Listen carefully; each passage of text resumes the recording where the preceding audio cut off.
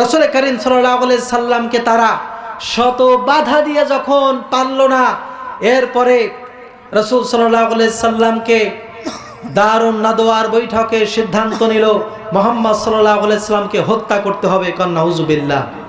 Abu Jahl, Utba, শাইবা, মুগীরা সবাই মিলে এই সিদ্ধান্ত নিল যে মুহাম্মদ সাল্লাল্লাহু আলাইহি সাল্লামকে হত্যা করা লাগবে। আল্লাহ রাব্বুল আলামিন নির্দেশনা দিয়ে দিলেন, ও নবী, আরদুল্লাহি ওয়াসিয়াতুন, আল্লাহর জমিন অনেক বড়, ফাতুহাজিরু ফিহা, সুতরাং ইসলামের প্রয়োজনে, কোরআনের প্রয়োজনে আপনি হিজরত করুন। আল্লাহর নবী তখন হিজরতের প্রস্তুতি নেয়ার সময় হযরত আলী রাদিয়াল্লাহু তাআলা আনহুকে ডেকে বললেন, আলী, আল্লাহ পাকের অর্ডার হয়েছে আমার হিজরত করা লাগবে, সুতরাং এই সম্পদগুলি গ্রহণ করো, সকাল হলে পরে কাফেরদের এই সম্পদগুলো দিয়ে দেবে। যদি তাদের সম্পদ না পৌঁছানো হয়, আমি মুহাম্মদ সাল্লাল্লাহু আলাইহি সাল্লামের ব্যাপারে খারাপ ধারণা করবে যে সম্পদগুলো নিয়ে বোধহয় মুহাম্মদ সাল্লাল্লাহু আলাইহি সাল্লাম গোপনে চলে গেছে। কোন নাউযুবিল্লাহ। আল্লাহর নবী হযরত আলী রাদিয়াল্লাহু তাআলা আনহুর কাছে সমস্ত সম্পদগুলো দিয়ে বললেন, আল্লাহ পাকের নির্দেশ হয়েছে হিজরত করার জন্য, আমি হিজরতের উদ্দেশ্যে চললাম। চতুর্দিকে কাফেরেরা সমস্ত বাড়িটা ঘেরাও করে ফেলে দিয়েছে, বিশ্বনবীকে যেখানে পাবে সেখানে হত্যা করবে। আল্লাহ রাব্বুল আলামিন মুহাম্মদ রাসূলুল্লাহ সাল্লাল্লাহু আলাইহি সাল্লামকে তিনি যখন বাড়ি থেকে বের হবেন, চতুর্দিকে কাফেররা দাঁড়ানো, আল্লাহর নবী হাতে এক মুষ্টি বালু নিয়ে কালেমায়ে শাহাদাত পড়ে সেটা ছেড়ে দিলেন, আর এই বালুকণাগুলি চতুর্দিকে কাফেরের চোখে চোখে পৌঁছে গেল। পরবর্তীতে সময়ে আল্লাহর নবী সেখান থেকে বেরিয়ে গেলেন।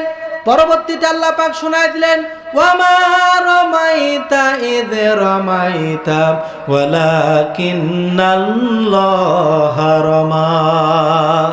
ও নবী, আপনি নিক্ষেপ করেন নাই, যখন আপনি নিক্ষেপ করেছিলেন আপনি তো শুধু বালুকণা ছেড়েছেন, আর এই বালুকণাগুলি সব কাফেরদের চোখে চোখে পৌঁছাবার দায়িত্ব আল্লাহর কুদরত গ্রহণ করেছিল। রাসূল করিম সাল্লাল্লাহু আলাইহি সাল্লাম সেখান থেকে চলে গেলেন। মেসফালার উপর দিয়ে, জাবালে কেতওয়ার উপর দিয়ে সফর সাথী হযরত আবু বকর সিদ্দিক রাদিয়াল্লাহু তাআলা আনহুকে সাথে করে নিয়ে গেলেন। এরপরে গারে সুরে সেখানে আশ্রয় গ্রহণ করলেন। আমার প্রিয় বন্ধুগণ, আপনারা জানেন রাসূল করিম সাল্লাল্লাহু আলাইহি সাল্লাম গারে সুরের ভিতরে বিশ্রাম নিতেছিলেন। কাফের বেঈমানেরা তারা খুঁজতে খুঁজতে চলে আসলো এবং একজন কাফের বলতেছে এখানে ভিতরে আছে, আর একজন বলল না ভিতরে নেই। এভাবে করে তাদের মধ্যে কথা কাটাকাটি শুরু হয়ে গেল।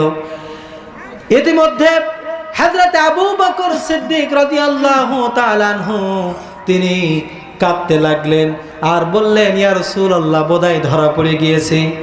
আল্লাহর নবী ওই কঠিন মুহূর্তে হযরতে আবু বকর রাদিয়াল্লাহু তাআলা আনহুকে তিনি সান্ত্বনা দিলেন।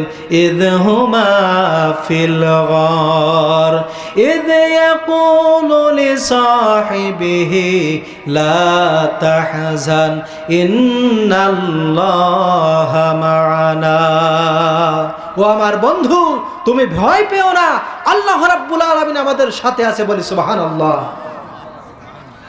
এরপরে কাফেরেরা আবু জাহেলের তরফ থেকে ঘোষণা হয়ে গেল, মুহাম্মদ সাল্লাল্লাহু আলাইহি সাল্লামকে যেই হত্যা করতে পারবে তার জন্য 100টি তরতাজা লাল উট তাকে পুরস্কার দেয়া হবে।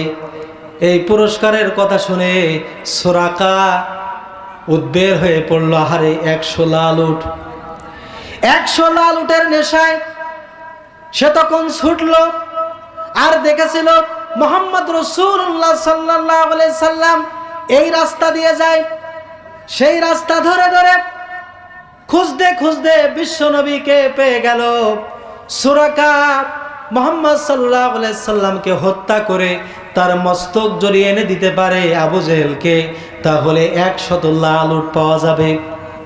দূরে দেখতেছে মুহাম্মদ সাল্লাল্লাহু আলাইহি সাল্লাম দাঁড়ানো, মুহাম্মদ সাল্লাল্লাহু আলাইহি ওয়াসাল্লাম যাচ্ছে, দিক বেদিক ঘোড়া ছুটিয়ে যখন সামনের দিকে অগ্রসর হলো, বিশ্বনবী সাল্লাল্লাহু আলাইহি ওয়াসাল্লামকে ধরতে যাবে, তার কিছুটা আগ মুহূর্তে সুরাকার ঘোড়ার পা বালুর ভিতরে গেড়ে গেল।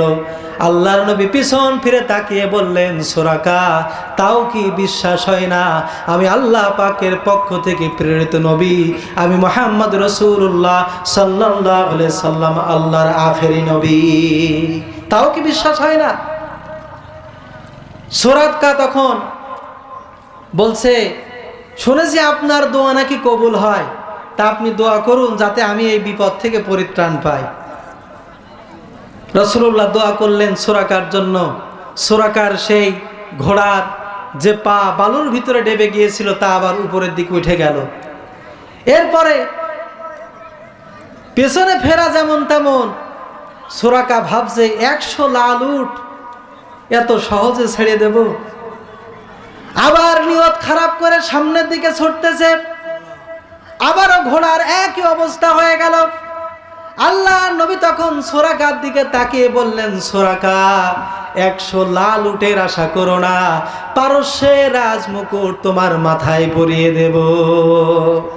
সুরাকা বলতেছে, যার থাকার কোনো জায়গা নাই, মক্কায় কাফেররা থাকতে দিল না, পারস্যের রাজমুকুট, পারস্যের রাজার রাজমুকুট আমার মাথায় দিয়ে দেবে, এ বোধহয় পাগলের প্রলাপ। নাউজুবিল্লাহ। আমার প্রিয় বন্ধুগণ, রাসূলুল্লাহর ওয়াদা মিথ্যা না। বিশ্বনবী জনাবে মুহাম্মদ রাসূলুল্লাহ সাল্লাল্লাহু আলাইহি সাল্লাম যে ওয়াদা করেছিলেন তা মিথ্যা নয়। রাসূলুল্লাহ দুনিয়া থেকে চলে গেলেন।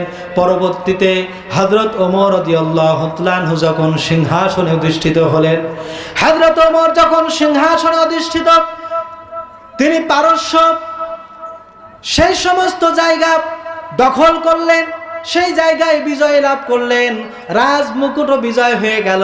রাজমুকুটটা হাতে নিয়ে হযরত ওমর নিজের মাথায় পরিধান করবে বলে ভাবছেন। এমন সময় মনে হলো বিশ্ব নবীর ওয়াদা ছিল এই মুকুটটা, সেটা সুরাকার জন্য। সুরাকাকে কাছে ডাকা হলো, পরবর্তীতে মুসলমান হয়েছিল হযরত সুরাকার। তখন হযরত ওমর রাদিয়াল্লাহু তাআলা আনহু তিনি এই রাজমুকুট মাথায় পরিয়ে দিয়ে বললেন, সুরাকা, আল্লাহর নবী মিথ্যা ওয়াদা করেন না, আল্লাহর নবীর ওয়াদা সত্য। সুবহানাল্লাহ বলেন।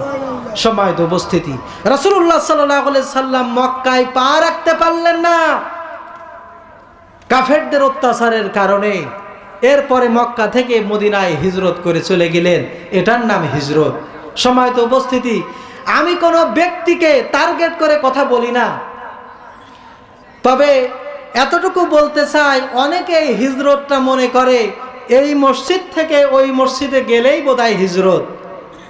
হিজরত এতটা সহজ বিষয় না। ইসলামের প্রয়োজনে, কোরআনের প্রয়োজনে সেই জায়গায় থাকার কোনো পরিবেশ থাকবে না, সেই জায়গায় থাকাটা সুকঠিন হয়ে যাবে। আর ইসলামের প্রয়োজনে জীবন বাঁচাবার তাগিদে, দিনের তাগিদে, ইসলামের তাগিদে যারা চলে যাবে সেই জায়গায়, সেটাই হবে হিজরত। কিন্তু আমি এই মসজিদ থেকে ও মসজিদে গেলেই যে হিজরত হবে, আপনাকে কে তাড়িয়েছে? আপনার মহল্লায়, আপনার গ্রামে ইসলামের পক্ষে কথা বলার কারণে কে আপনাকে তাড়িয়েছে? কে আপনাকে হুমকি ধামকি দিয়েছে? না, কেউ দেয়নি, বরং আপনাকে ঠান্ডা হুজুর বলেই জানে। জোরে বলেন ঠিক কিনা? সুতরাং ইসলামের জন্য হবে হিজরত। এই হিজরত করে যারা গিয়েছিলেন তারা আল্লাহ, আল্লাহ রসুল এবং জিহাদকে ভালোবেসেই গিয়েছিলেন। যারা পারেননি যেতে, তাদের ব্যাপারে আল্লাহ পাকের নির্দেশনা হচ্ছে, শুনে রাখো, আল্লাহর নির্দেশনা আসার আগ পর্যন্ত তোমরা হিসাব করে রাখো, তোমাদেরকে অবশ্যই আল্লাহর ভালোবাসাকে দাম দিতে হবে। কার ভালোবাসা? সবাই বলেন, কার ভালোবাসা?